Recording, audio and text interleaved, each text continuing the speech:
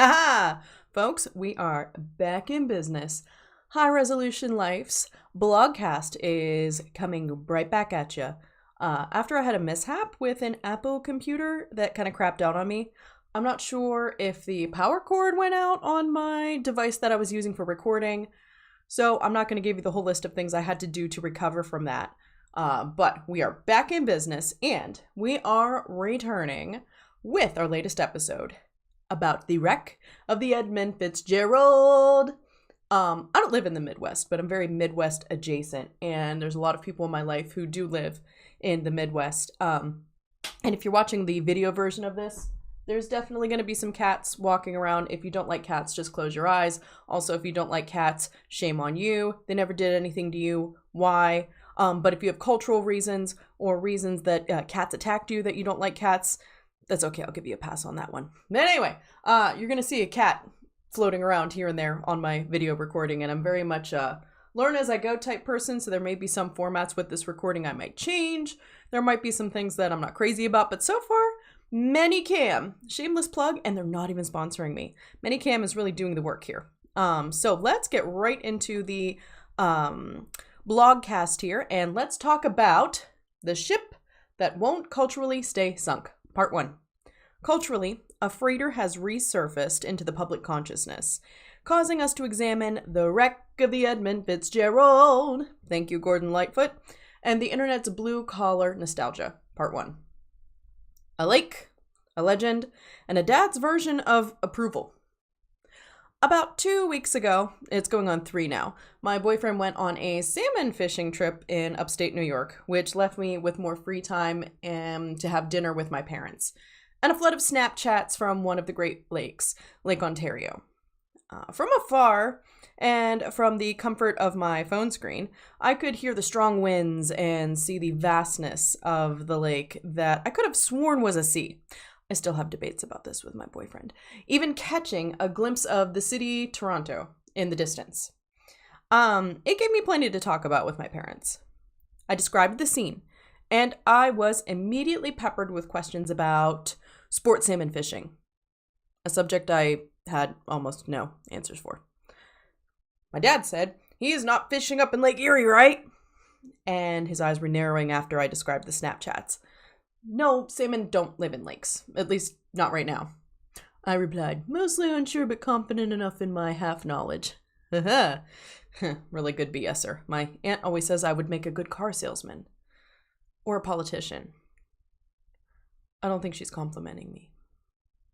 Dad said, "Good. You remember what almost happened to Uncle Ron?" My dad continued. He's told me that story many times, how his brother narrowly escaped a brush with death by not going on a fishing trip on Lake Erie. Some of his friends had gone anyway, and their boat capsized in a terrible storm. Dad used the anecdote to always warn me about the dangers of the Great Lakes. My mom chimed in with a verse from the Edmund Fitzgerald. Like, my mom's like a cockatoo, so she was sitting there like bobbing along to the playlist in her head, which is really fun and probably where I get it from. So she's like, then she started singing the wreck of the Edmund Fitzgerald. Yeah, genetics are definitely a thing. That song was about a ship going down in Lake Erie, right? My mom asked before humming the next line. And my dad said, "No, that one went down in Lake Superior, but Erie can get really bad too." He corrected her. My mom kept singing. She's always in her own little world, much like me.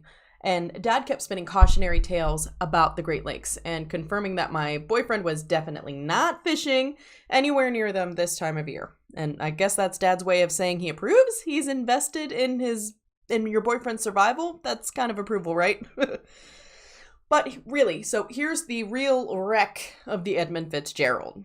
Oh, no, I have to sing it. The wreck of the Edmund Fitzgerald. If you're outside of the Midwest or Midwest adjacent world, or if you're not even in this country, Canada excluded, the wreck of the Edmund Fitzgerald happened in 1975 on Lake Superior, as you've likely gathered by now, during a ferocious November storm, typically called the Gales of November, or the Witch the Wind of the Witch. So no one knows exactly how the ship sank, which is really creepy. There was never a Mayday call. Just, they were having issues. They were sending out, they were trying to get to Whitefish Bay, and there was no call after that. There was no information after. We just know that searchers found her, and she was resting in 2 pieces at the bottom of the lake. And all 29 crew members were lost. The story became legend because of Gordon Lightfoot's haunting ballad, which turned a maritime tragedy into a working class folk hymn that still gives people the chills 50 years later. And the Edmund Fitzgerald resurfaces on my For You page and in my algorithm. Imagine my surprise and slight unease when, of all places, I heard the wreck of the Edmund Fitzgerald on Instagram. Over and over. Scroll up again. The wreck of the Edmund Fitzgerald. And the next one. Does anyone know where the love of God goes? When the waves turn the minutes to hours. Over and over and over. So it piqued my curiosity even more. Being around the Midwest area, I would be exposed to the song here and there. But it piqued my curiosity immediately, especially since it had just come up in conversation with my parents. But I had not realized that this year was also the 50th anniversary of the tragedy. So I downloaded various reels and sent them to my dad, proud of my hyper-relevant algorithmic coincidence. So then it began. The onslaught. I had officially nuked my algorithm. Every other reel became about the Edmund Fitzgerald.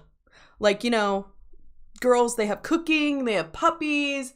Me, no. My algorithm is all boat autism, not train autism. You would think in a place that had Conrail, the Pennsylvania Railroad, Norfolk Southern, and Central Pennsylvania.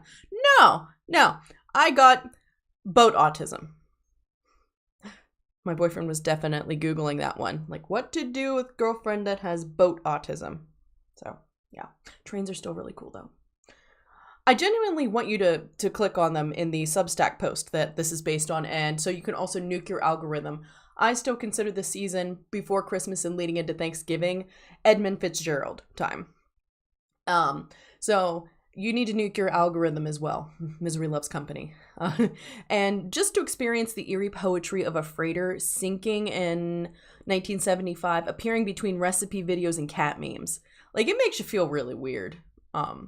So 50 years after she went down in Lake Superior, the Edmund Fitzgerald has resurfaced. Not from the depths, but on my For You page. Alrighty. But I started thinking about why the Edmund Fitzgerald speaks to us in 2025.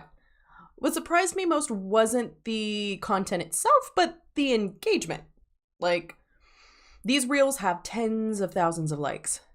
So what is it about this story that speaks to North American audiences right now in November 2025? What's in the air? Other than the crisp whisper of winter and the rustic leaves of fall that makes those stalwart B major, F sharp minor, A major, and E major chords strike a chord. Strike a chord with us again. Just let me have this. I love stupid puns. Is there something tangible shifting beneath the surface of our culture? A quiet recognition of blue-collar endurance, or maybe a longing for pride in reliable, grounded work and skilled craftsmanship? So while I was on autumn drives, I started having future thoughts, thinking about where we're going, right? Somewhere between those autumn drives to rural churches where I practice pipe organ and seeing all of the autumnal leaves and the fall foliage, and listening to Gordon Lightfoot, which fit really well with the sound. It was a really good soundscape. And the endless reels of freighters, I started forming a few theories on why this is resonating right now. Sure, the 50th anniversary of the tragedy helped spark the resurgence, but I think there's something deeper and more subconscious at work here. But you'll have to listen to part 2 for the answer. So thanks for listening, and go take a listen to Gordon Lightfoot and have a Guinness in honor of the 29 lost, and keep them in mind of all of these sacrifices that generations have made before us to get us where we are today. So thanks for listening, and I will catch you guys later. Hey folks, thanks for listening. And don't forget to subscribe to my Substack, AnnetteMargaret.substack.com, and hope to see you for the next episode of High Resolution Life Blogcast. See ya.